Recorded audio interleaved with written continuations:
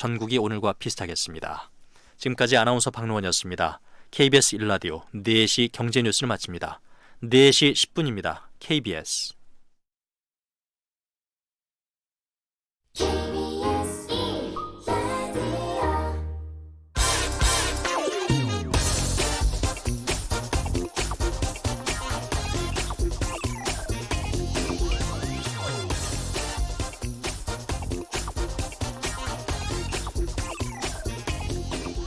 아마존 리뷰에서 별 5개를 받는다면 당연히 그 상품은 다른 상품들보다 훨씬 잘 팔리겠죠. 리뷰에서 별 5개를 받았다는 것은 최고의 상품이다, 가성비가 뛰어나다는 것을 의미하는 것일 수 있으니까요.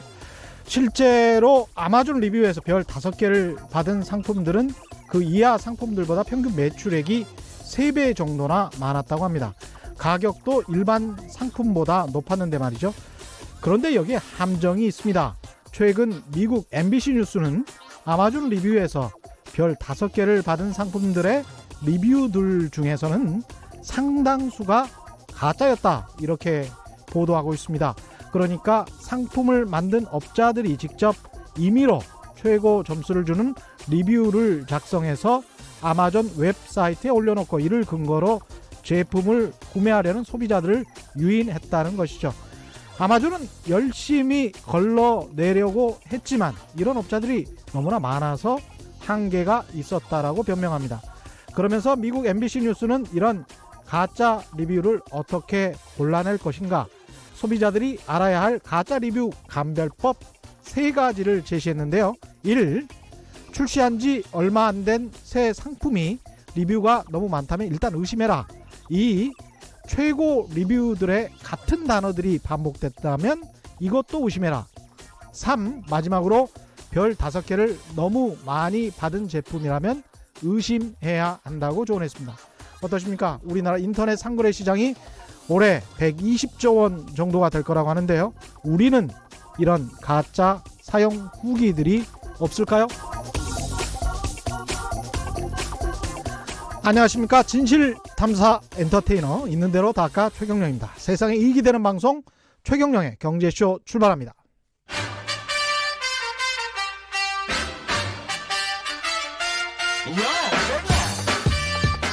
최경영이 원하는 건 오직 정의.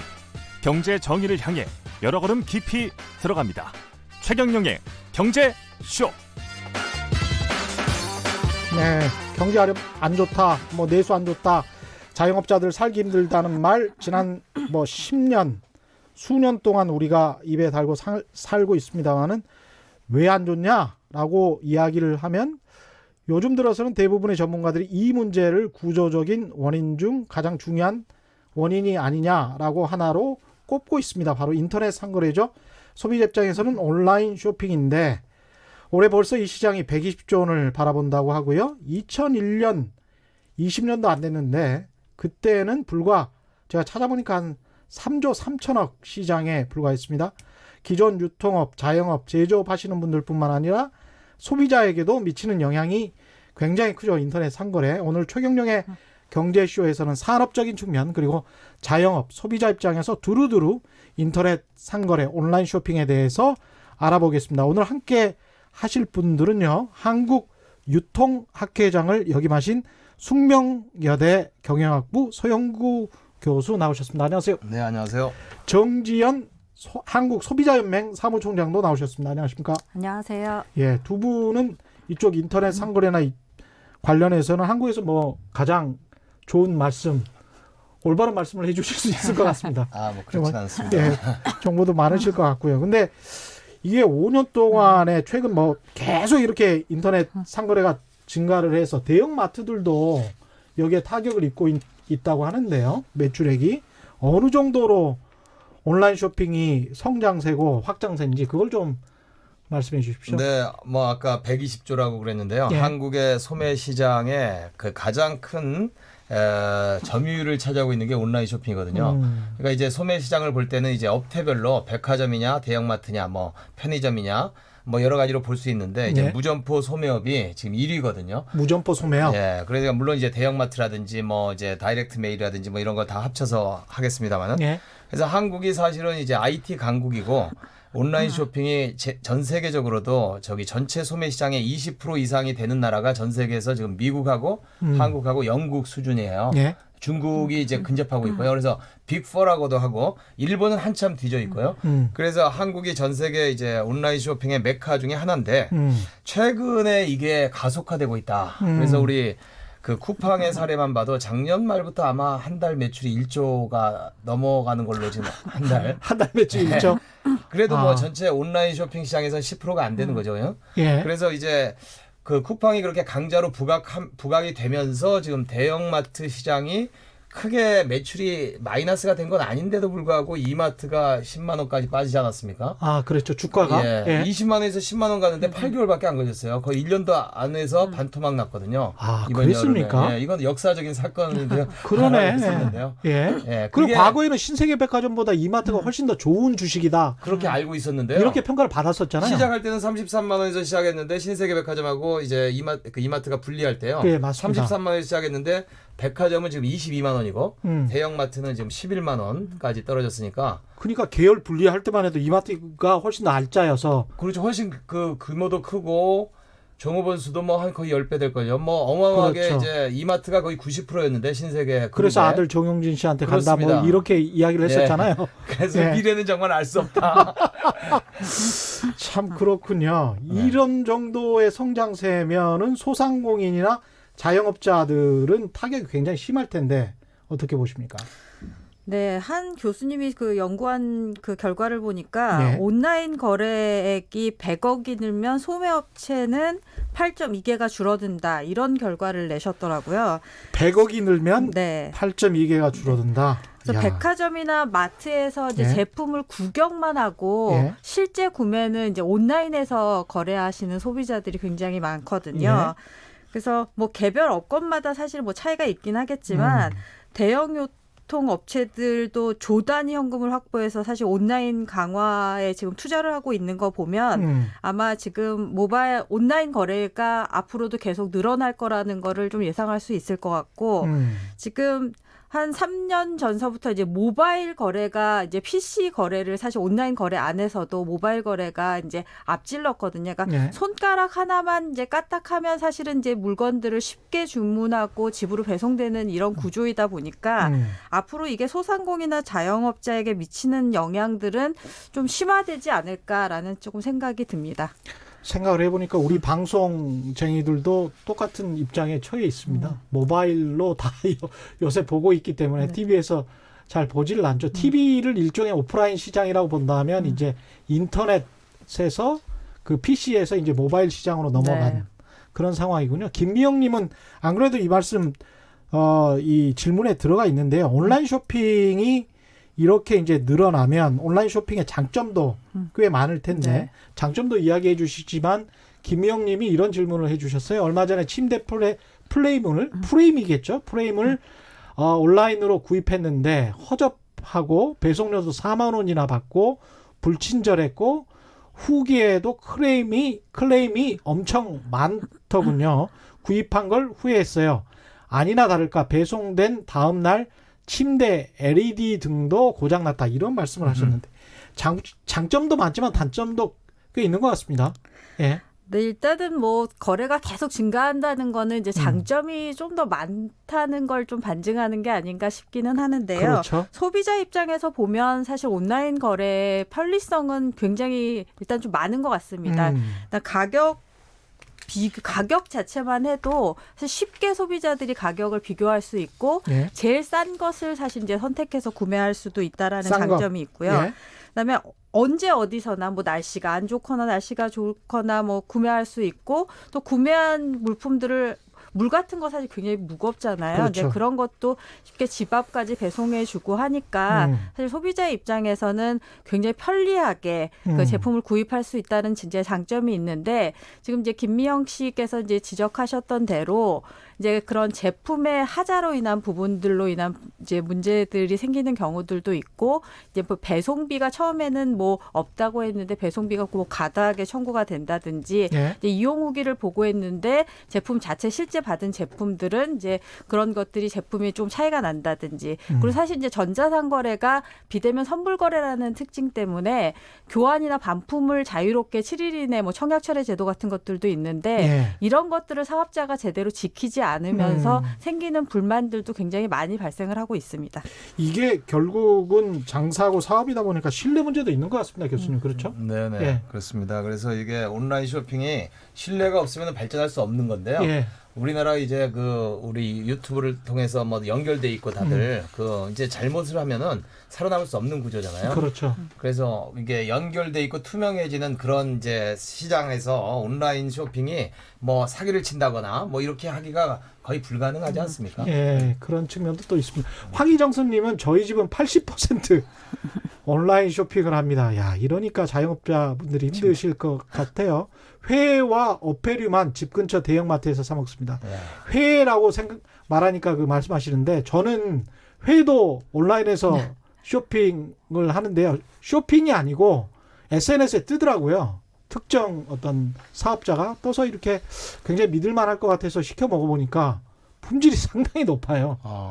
예, 그래서 깜짝 놀랐던 기억이 있습니다. 뭐 배달앱 같은 경우에도 예. 지금 회 주문이 가능하고 예. 오늘 그 기사도 보니까 어패류 생선 같은 경우에도 온라인을 통해서 배송을 이제 거래가 굉장히 그러니까요. 활발하게 해서 증가를 하고 있다라고 합니다. 그러니까 그 배송하시는 분들도 또 할아버지 할머니들을 고용해 가지고 그분들이 지하철로 이렇게 배송을 해주세요. 그러니까 배송료나 이런 것들이 또 싸게 되고 네. 그분들 고용 창출도 좀 되는 것 같고 아 이런 측면도 있구나 그런 생각을 했습니다. 근데 이제 이런 온라인 쇼핑이 활성화가 되면 제조업체 입장에서 봤을 때도 그렇고 유통업도 마찬가지로 서로 가격 비교가 아주 뭐 단순하게 될 수 있으니까요. 디플레이션 논란이 일어날 수가 있고 이게 아마존 효과라 그래서 교수님 맞습니다. 너무 잘 아시겠지만 결정적으로 이제 물가가 어느 정도 상승해야 이게 경제 성장률도 좀 올라가고 그럴 텐데 전혀 그런 현상이 안 일어나니까 이거 어떻게 해야 될까요? 이게 소비자 물가가 이제 그 뭐 한 좀 오르면서 인플레이션이 좀 발생하는 게 가장 이상적인 뭐 그렇죠. 경제 성장 상황인데 예. 이제 온라인의 성장이 아마존 효과, 이제 월마트 효과가 오랫동안 한 20년 있었습니다만은 이제 아마존 효과로 대체됐는데 결국 가격을 인하하는 효과거든요. 그렇죠. 월마트가 워낙 싸게 팔고 아마존도 워낙 싸게 팔고 우리나라는 이제 아마존이 활성화 안 돼 있으니까 쿠팡 효과라고 할 수 있겠는데 최근에 이제 한국은행 경제연구원이 아주 좋은 연구를 했어요. 예. 이제 온라인 거래가 확대되는데 이제 얼마만큼 이게 효과가 있느냐. 인플레이션의 하방 압력이라고도 하고 물가를 다운시키는 효과가 얼마나 되느냐 봤더니요. 온라인 상품의 판매 비중이 1% 오를 때마다 물가 상승률이 0.1% 다운된다라고 야. 하는 현상입니다. 10분의 1 정도 영향을 미치네요. 예. 그래서 이제 소비자 물가가 뭐 한 2% 올라야 되는데 이제 2% 오르질 않는 0%, 1%가 되고 뭐 이렇게 0%가 돼. 지금 요새 최근에 이제 소비자 물가 상승률이 상당히 약한 이유는 예. 저가 시장 다이소 소위 말해서 다이소가 초저가 제품이잖아요. 그러니까 다이소에 가서 물건을 구매해서 또는 이제 쿠팡에서 구매해서 자신의 가처분 소득을 좀 보전했다가 예. 해외여행을 간다거나 뭐 이런 식의 소비 행태가 이제 가속화되고 있는 거죠. 그렇군요. 예. 이게 저 소비자 입장에서는 다른 또 문제 제기를 하시는 분들도 있는데 4595님 같은 경우는 온라인 쇼핑은 박스 포장이나 비닐 포장에 환경 오염 문제도 있지 않습니까? 이런 말씀도 하시고요. 맞습니다. 그러니까 최근에 네. 이제 새벽 배송들이 이루어지면서 이제 뭐 물품을 주문했는데 너무 박스가 과잉돼서 온다라는 이제 소비자 문제들이 많이 발생하면서 그렇죠. 이제 환경 문제와 관련해서 이제 문제 지적들이 많았고요. 이런 것들이 좀 반영이 돼서 이제 그런 사업자들이 굉장히 뭐 종이 재질로 이제 만든다든지 이거 박스를 굉장히 좀 줄이려고 노력한다든지 또 집 앞에 이제 그런 보냉백 같은 것들을 걸어두고 그 안에 물품을 배송해주는 예. 시스템이라든지 예. 여러 가지 것들이 이제 진화하면서 이런 것들이 좀 개선이 되고 있는 것 같습니다. 일종의 경쟁이긴 할 텐데 네. 무료 배송, 뭐 총알 네. 배송, 새벽 배송 이런 게 너무 한국 특히 이제 빨리빨리 문화가 있기 때문에 좀 심하지 않나 이런 생각도 드는데요. 이게 뭐 굉장한 것 같아요. 전 세계에서 밤 예. 12시에 주문했는데 아침 6시에 그러니까요. 배달하는 거는 전 세계 최초인 것 같습니다. 아니 그분들은 잠을 안 잔다는 누군가는 잠을 안 잔다는 거잖아요 지금. 이게 너무 과도한 경쟁인 것 같고 그런데 네. 이제 이렇게 6시간 만에 신선식품을 이제 집 앞까지 배송하는 새벽 배송, 뭐 총알 배송 이런 서비스가 뭐 환상적인 건 사실인 것 같아요. 이제 뭐 아마존 프라임 고객도 그 받을 수 없는 놀라운 서비스를 지금 한국인 소비자들이 받고 있다는 건 확실한 것 같습니다. 예, 아마존 프라임 고객 그 하려면은 또 따로 돈을 내야 되지 않습니까? 119불을 내야 됩니다, 매년. 예. 미리. 그런데 그걸 그냥 공짜로 받는 거죠 한국에서는. 쿠팡에서 2,900원을 내야 되죠. 월 좀 쌉니다. 예. 네. 예.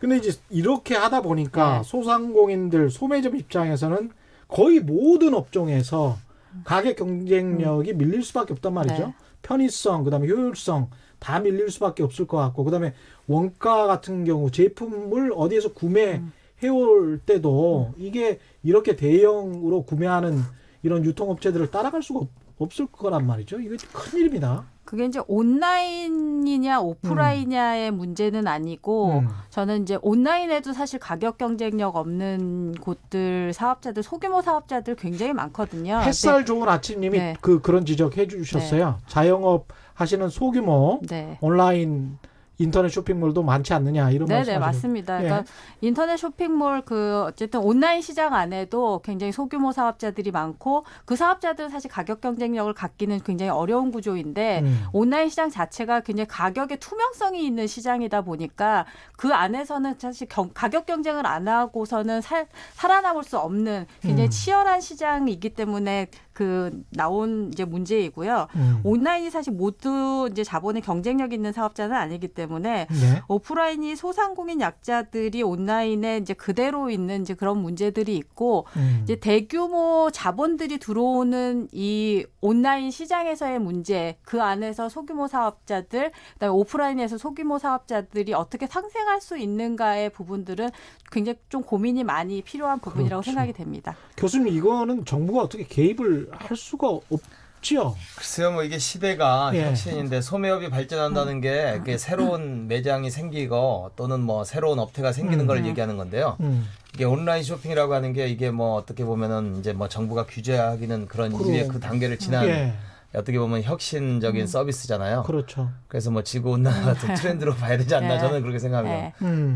이게 지금 우리나라 현상만 아니고 외국도 마찬가지지 않습니까? 아, 그렇습니다. 그래서 재미있는 거는 미국이 2015년 이후에 트럼프 지난 3년 동안에 경제가 정말 뭐 개발국 도상국보다 높은 수준의 3% 정도 경제 성장이 한 적도 있는데 이런 와중에서 미국의 2015년 이후에 소매 기업들이 40개 이상 도산됐거든요. 40개. 예, 이게 경제는 좋은데 소매 업체가 망하는 현상은 바로 이제 아마존 때문이기도 하고요.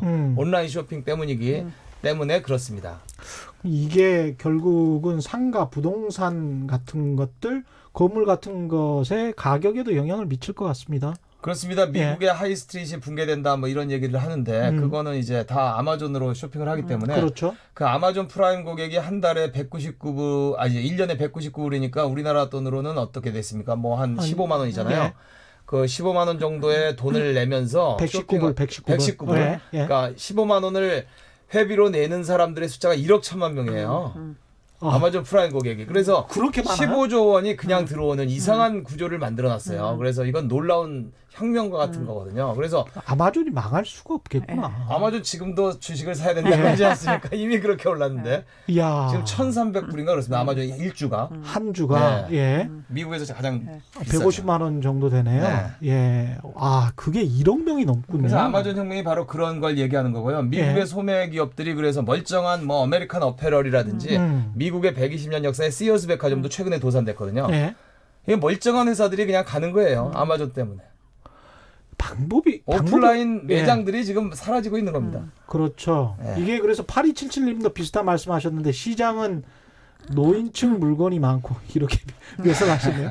대형마트는 최고급 대형 가전만 있어서 선택 폭이 없어 경쟁력이 떨어집니다. 이런 말씀하셨고요. 백화점 근데 가격 같은 거를 보면 백화점 갔을 때하고 대형마트 갔을 때하고 이게 또 인터넷을 볼 때하고 가격이 다르다고 하지만 소비자 입장에서는 또 같은데 네.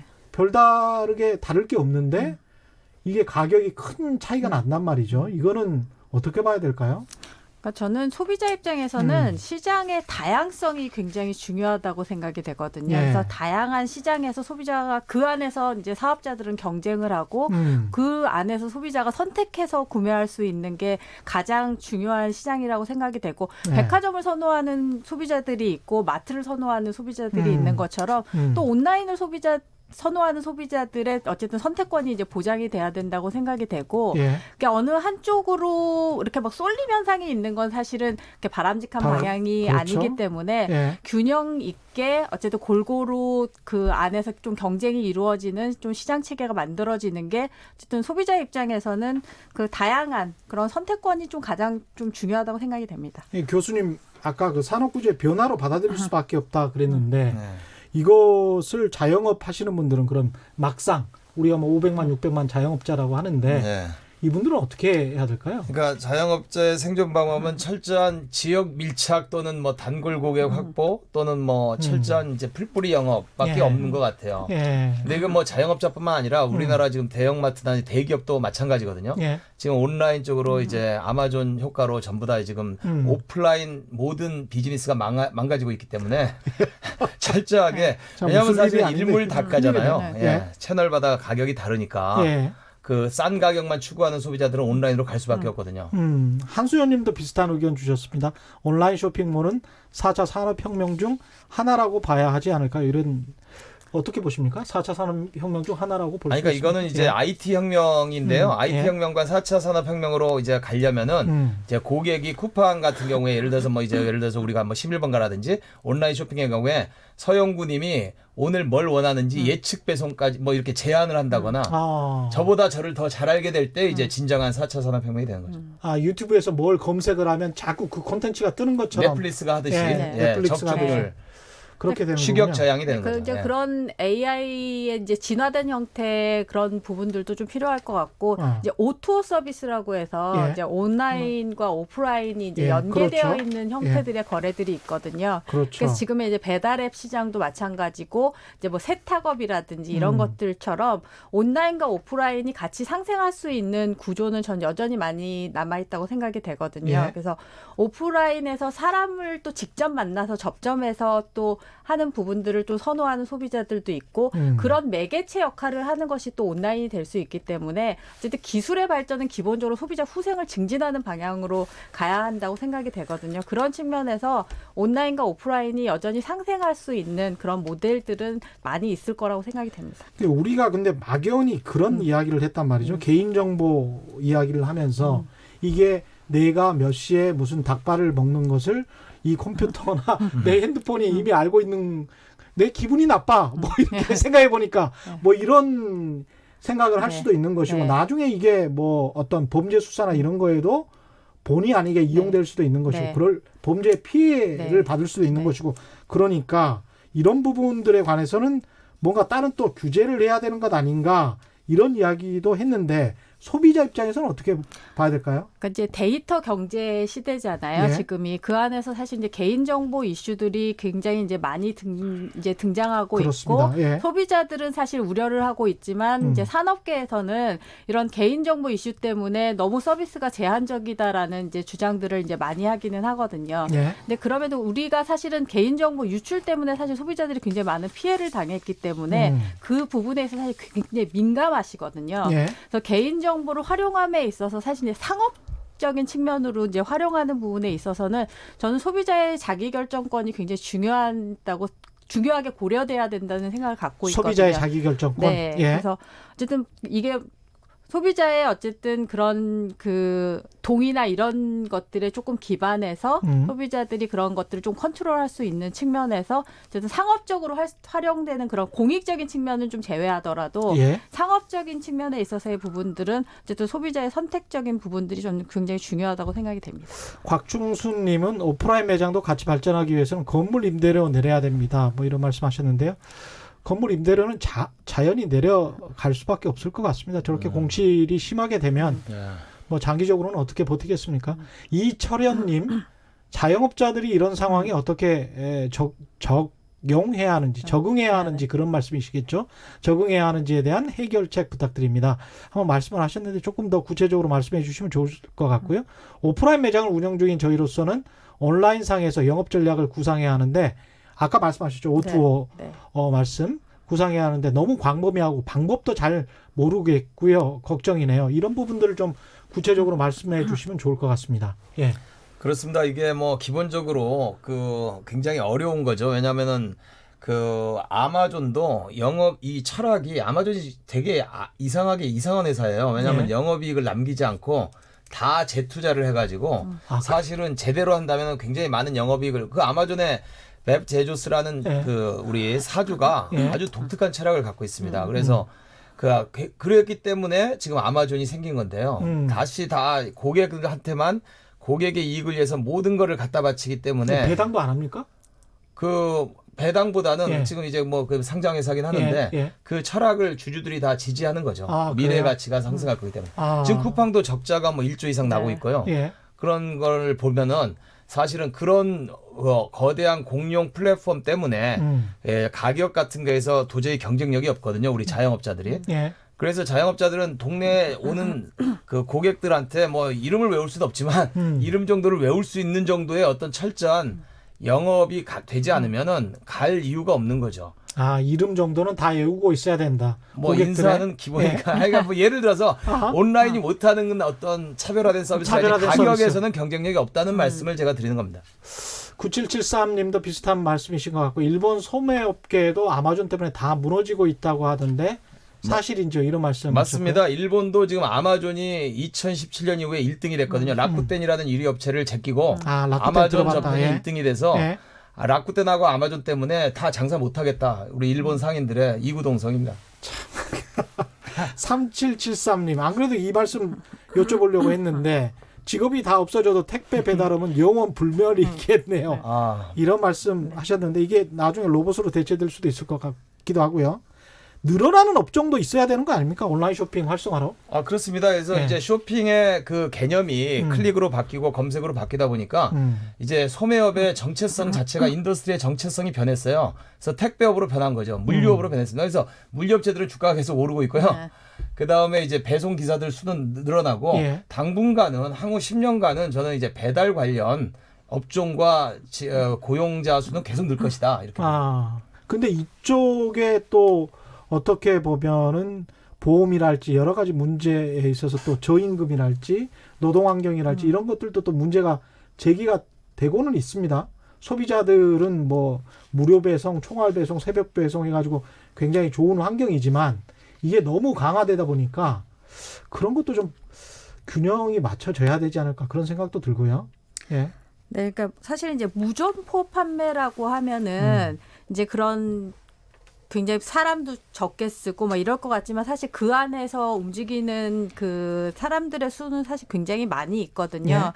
그래서 뭐 그런 IT 기업들 가면은 또 그 안에서 또 종사하는 사업자 수들이 또 굉장히 어마어마한 것을 보면 이게 뭐 IT라든지 AI 기반으로 했을 때 이게 뭐 노동자 수가 줄어든다고 하지만 저는 또 다른 일자리들이 얼마든지 또 생길 가능성은 좀 있다고 생각이 되고 이제 배송과 관련해서는 사실은 이제 아까도 말씀하셨던 것처럼 뭐 총알 배송이라든지 뭐 새벽 배송이라든지 이렇게 이제 배송의 시스템들이 굉장히 많이 이제 진화하고 발전을 하고 있는데 이게 정말 이게 무조건 뭐 다음 날 받아야 되고 새벽에 받아야 되고 빠른 것만이 우리가 소비자들이 정말 추구하는 서비스인가에 대한 부분들은 좀 생각해 볼 여지들이 많이 있는 것 같습니다.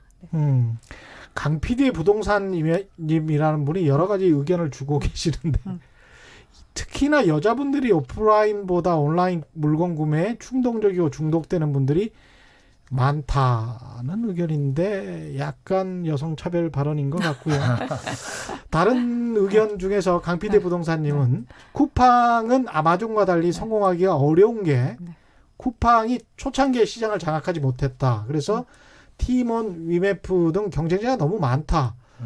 뭐 이렇게 말씀하시는데 어떻게 생각하십니까? 그렇습니다. 한국에 이제 우리 온라인 쇼핑 시장에 너무 플레이어가 많다, 선수가 많다 이런 얘기는 예전부터 하고 있고요.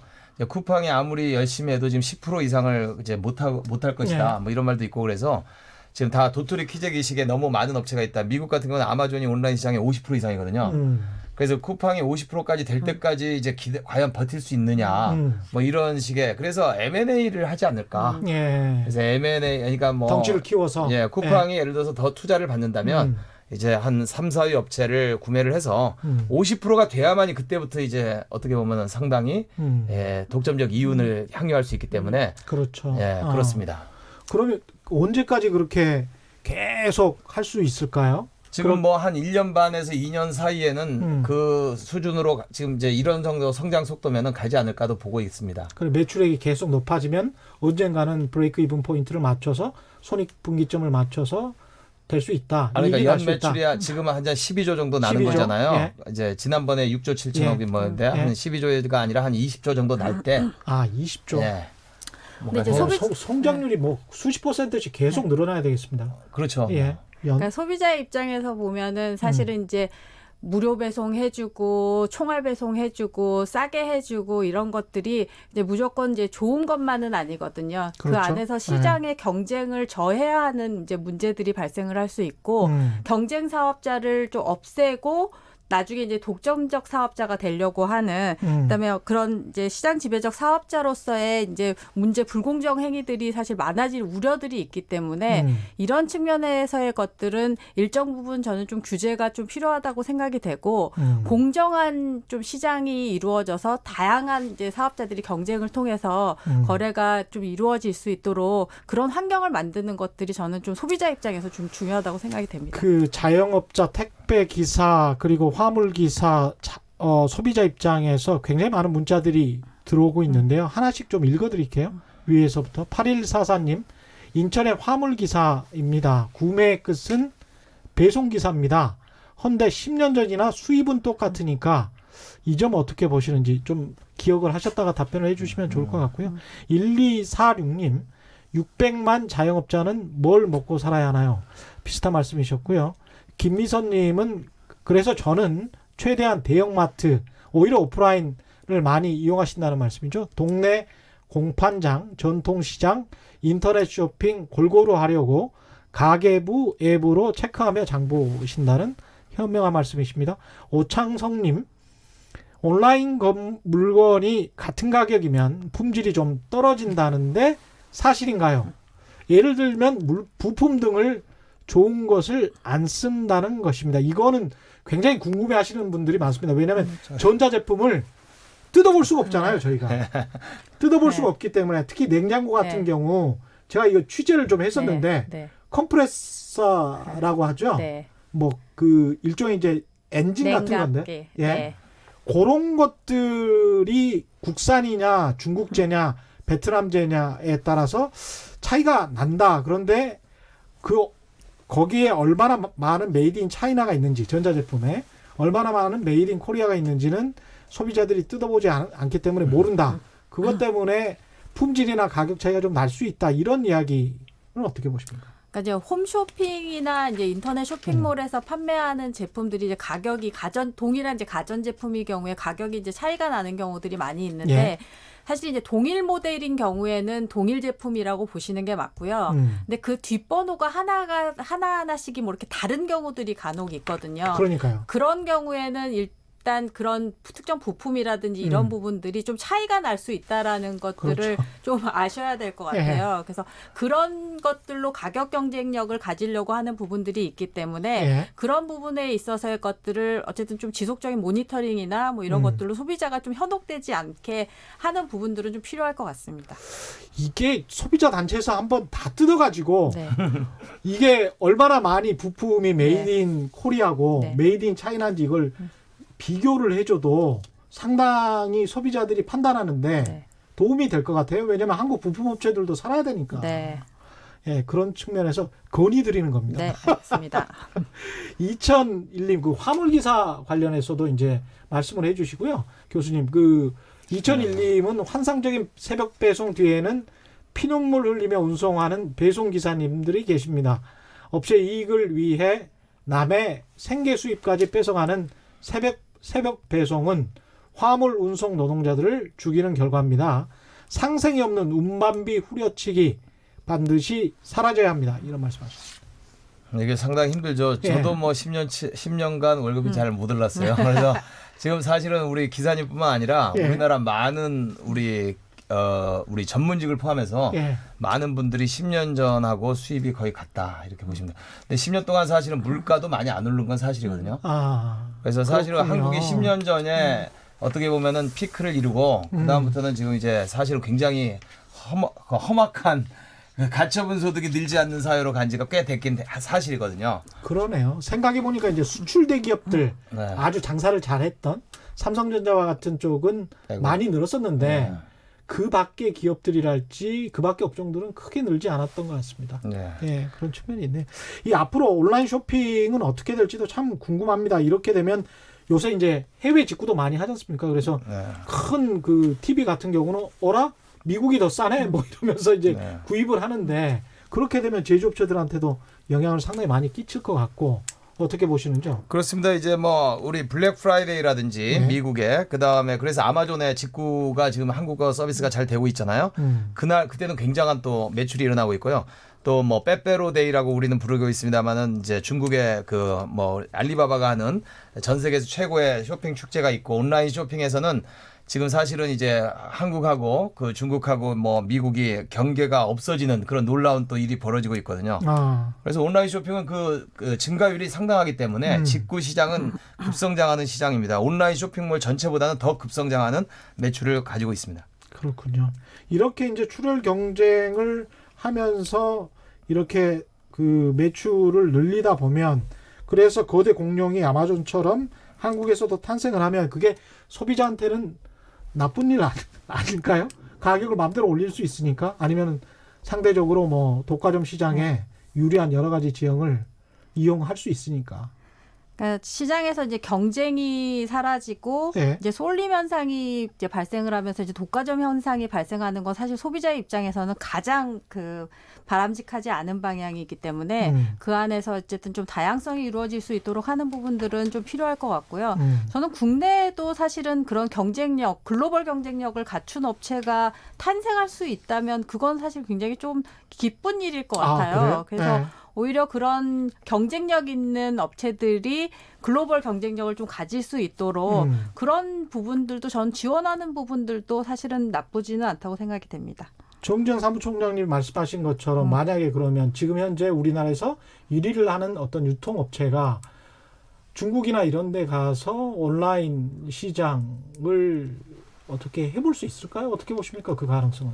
글쎄요, 이게 뭐 그 우리 손정희 회장이 투자를 했다는 쿠팡의 예, 경우에 예를 들면은 이게 AI 회사다라고 생각하기 때문에 투자했다는 거거든요. 그래서 뭐 단지 이제 온라인 쇼핑 업체면은 한국 시장에 아주 미미하기 때문에 그렇죠. 그래서 AI를 잘 가동을 해서 아마 그 쿠팡을 미국 증시에 상장을 하고 전 세계적인 AI 소매 기업으로 키워보겠다는 게 손정희 회장의 이제 보관이라고 알고 있습니다. 그래서 그런 생각을 하면은 또 뭐 한국에서 육성은 됐지만 또 뭐 한국 기업이잖아요. 또 예. 사실은 쿠팡이 뭐 한국인 그 다 예. 100% 고용하고 있고요. 예. 물론 외국 사람들도 많이 있습니다만은 그래서 이제 주소지가 물론 이제 본사는 이제 미국이기 때문에 그 쿠팡을 또 미국이군요. 그렇죠. 그리고 쿠팡을 주식을 살 수가 없고 우리가 비상장 주고 그래서 예. 그런 여러 가지 이제 한계는 있습니다만은 그 지금 4차 산업혁명 기간에 그 이제 쿠팡이 얼마만큼 더 성장할 수 있느냐 모든 사람들이 관심사거든요, 사실은. 그래서 쿠팡이 이제 독과점 업체가 돼서 그 이익을 다시 이제 더 자기네가 손해 보면서 했던 거를 보상을 받으려고 가격을 높인다거나 이러면은 이제 문제가 발생하는데. 예. 이제 지금까지는 아직 그런 단계는 아니다. 그냥 뭐 10년, 20년 후에 그런 일이 있을지는 뭐 가봐야겠습니다. 아마존도 딱히 그런 행동을 하지는 않고 있다. 그래서 아마존도 사실 규제를 정부에서 해야 된다고 많이들 이런 논의를 많이 하지만 너무나 그 헌신적인 고객 지향적으로는 서비스 때문에 그런 게 실행은 되지 않고 있습니다. 규제는. 그 제프 베조스가 좀 특이한 사람이라서 그런 측면도 있지 않습니까? 맞습니다. 굉장히 독특하신 분이고요. 이 경영 철학이 그래서 이 어떻게 보면은 굉장히 어떻게 보면 사회주의자 같은 그런 철학도 갖고 있는 아주 그 엉뚱한데 지금 전 세계 부자 1위가 됐죠. 그런 놀라운 철학이 역설적으로 이분을 세계 최고의 부자로 만들었다. 이렇게도 볼 수 있습니다. 그렇군요. 근데 아까 말씀하신 손정희 회장이 쿠팡은 AI 업체다 이런 말씀하셨잖아요. 근데 네. 그게 구체적으로 단지 물류를 AI를 동원해서 좀 혁명적으로 해본다는 건지 그게 또 아니라 다른 이제 의미가 있는 빅데이터잖아요. 건지. 예. 그러니까 지금 한국이라는 이제 5천만 시장을 테스트베드로 해서 이 사람들의 이제 거래 금액이라든지 모든 데이터를 가지고 최적의 솔루션을 개발을 해서 이거를 뭐 필리핀 가서도 할 수 있는 거고 유럽 가서도 할 수 있는 거죠. 그렇군요. 그러면 그게 이제 또 다른 나라에 가면 다른 나라의 또 문화나 어떤 풍습이나 이런 거를 또 관찰을 하는 또 데이터가 또 모여져야 될 것 같습니다. 저는 뭐 손정 회장하고 얘기를 직접 못 해봤지만 네. 손정 회장의 머릿속에는 네. 아마존에 대항할 수 있는 아시아발 네. 아마존을 만들겠다라고 하는 생각이 네. 있는 것 같습니다. 근데 이제 그러기에는 지금 쿠팡이 보여주고 있는 영업 형태라든지 뭐 비즈니스 모델 자체는 크게 혁신적이라고 보기에는 좀 부족한 그렇죠. 측면들이 많이 네. 있는 것 같습니다. 네. 네. 그러니까 뭐 어떻게 보면 가격 경쟁밖에 네. 안 하는 것처럼 보이기도 하니까요. 3533님은 쇼핑몰 하는 신발업체고 부산인데요. 저희가 자체 제작한 디자인 상표 정말 힘들게 개발해서 판매하다 보면 가짜 제품이 70% 비슷하게 만들어서 싸게 팔고 있습니다. 이런 사람들 때문에 막대하게 피해보고 있습니다. 특히 이제 인터넷 상거래가 발전하면 특히 그럴 것 같습니다. 상도덕이 없는 온라인 업자들 너무 많습니다. 이런 측면도 있군요. 허니박님입니다. 새벽 배송 다 대기업들이 하청업계에 맡깁니다. 새벽 1시 출근하는데요. 중요한 건 기사들이 며칠을 버티질 못해요. 이게 한정없이 이렇게 무한 확장으로 갈 수는 또 새벽 배송이나 총알 배송으로 갈 수는 없을 것 같습니다. 언젠가는 이거 멈추겠네요. 이거 보니까. 리코님, 온라인에서 네이버 같은 포털은 진출 못하게 해야 하는데 사업자를 쪼개서 독과점 형태가 돼가고 있습니다. 광고도 네이버에 돈 주고 내고 거기에 네이버 페이라고 해서 구매하고 결제를 하는 독과점 형태가 되어가고 있습니다. 포털이 온라인 상거래에 진출하는 거에 관해서는 어떻게 생각하십니까? 그래서 뭐 우리가 한국의 아마존이 누가 되느냐를 가지고 네이버냐 뭐 쿠팡이냐를 가지고 한참 논의를 했는데요. 네. 포털이 이것도 해도 되느냐. 근데 네. 뭐 사실은 뭐 그 어떤 규제는 뭐 자기가 축구를 하든 농구를 하든 상관은 없는데 그 다 하니까 그 문제가 될 수도 있는데 이건 사실은 굉장히 민감한 이슈고요. 예. 이제 네이버가 과연 이제 쇼핑 업체로 성장을 하는데 우리 뭐 이게 규제를 해야 되는지에 대해서는 뭐 또 딴 시간에 더 집중적으로 한번 토론해봐야 될 것 같습니다. 이게 지금 온라인 쇼핑으로 소비자 피해 네. 이 아까 제가 오프닝에서 말씀드렸습니다만은 미국 MBC 뉴스에서 최근 나온 거거든요.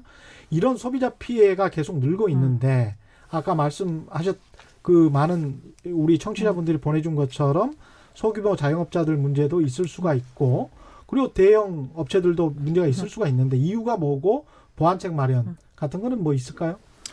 그러니까 온라인 쇼핑은 사실 이제 신뢰 기반으로 이제 움직이는 시장이라고 할 수 있기 때문에 그 안에서의 다양한 문제들을 해결하기 위해서는 기본적으로 저는 사업자들이 그런 그 신뢰를 할 수 있는 환경을 만드는 부분들이 굉장히 중요하다고 생각을 하고 소비자들이 이제 믿고 이제 거래할 수 있는 그런 안전한 시스템서부터 그런 아까도 말씀하셨던 이용 후기 같은 부분들을 조작한다든지 이제 이런 부분에 대한 것들을 좀 어쨌든 시스템적으로 막을 수 있는 그런 것들을 만드는 부분들도 되게 중요하고 아까 말씀하셨던 이제 가품에서의 그 청취자분이 말씀하셨던 가품에서의 문제들이 이제 온라인에서도 사실 이제 굉장히 심각한 문제라고 할 수 있는데 그런 것들을 좀 예방하기 위해서 이제 플랫폼의 책임을 강화해야 한다라는 이제 주장들이 이제 제기가 되고 있거든요. 그래서 그 안에서 어쨌든 모니터링을 강화하든 그 입점하는 사업자들을 관리하든 뭐 네이버가 진출하든 아니든의 문제가 아니라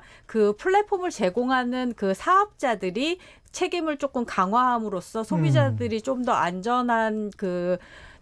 안전하게 물품을 구매할 수 있는 좀 신뢰 기반의 환경을 만드는 것들이 소비자 입장에서는 굉장히 중요하다고 생각이 됩니다.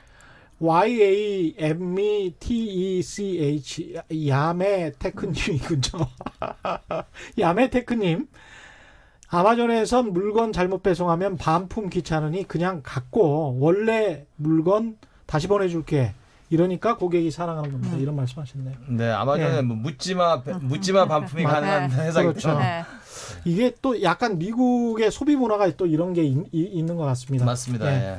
그리고 또 배송이 사실은 굉장히 비용이 많이 발생하는 맞습니다. 구조다 보니까 그러느니 제품 그냥 그 반품받고 보내느니 그냥 제품 보내준다라는 측면이기 때문에 이 자체가 뭐 너무 좋은 시스템이다라고 얘기하기는 사실 좀 어려울 것 미국적인 같습니다. 현상인 것 같아요. 네네. 네. 마지막으로 교수님, 그 자영업자들이 온라인 시장에서 살아남는 방법 한두 가지만 더 구체적으로 말씀해 주십시오. 예, 예. 자영업자들이 이제 온라인 쇼핑에 들어가는 게 아니라 오프라인에 있어서 자영업자들이 예. 온라인하고 대응하기 위해서는 재미있는 매장을 만들어야 될 것 같아요. 이제 재미있는 매장. 예, 일본에서 이제 오프라인 매장들이 많이 망가지고 있지만 돈키호테가 잘 되고 있는데요. 예. 돈키호테는 그 재미가 컨셉이거든요. 아. 그래서 물건 찾는 재미. 그래서 좀 더 이제 그 매장을 가야 되는 이유를 만들어줄 때 좀 더 버틸 수 있지 않나 생각합니다. 오늘 긴 시간 말씀 감사하고요. 지금까지 숙명여대 경영학부 서은구 교수와 정지연 한국소비자연맹 사무총장과 함께했습니다.